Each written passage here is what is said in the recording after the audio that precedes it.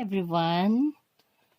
Here is another story for you, The Wise Old Gander. You see, it's the wise old gander here.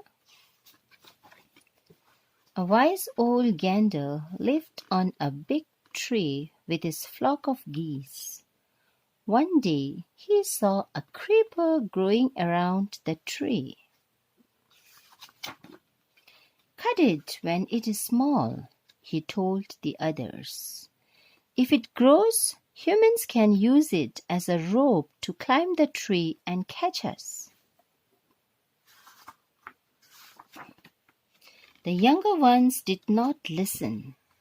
Soon the creeper grew strong and thick around the tree.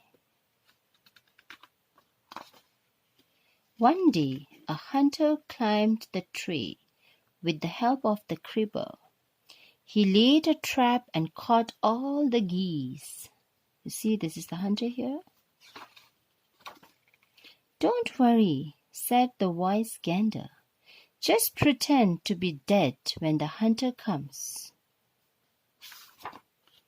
When the hunter saw the geese, he thought they were dead. He threw them down one by one. See? When the last of the geese was thrown down, all of them got up and flew away. So this is the end of the story.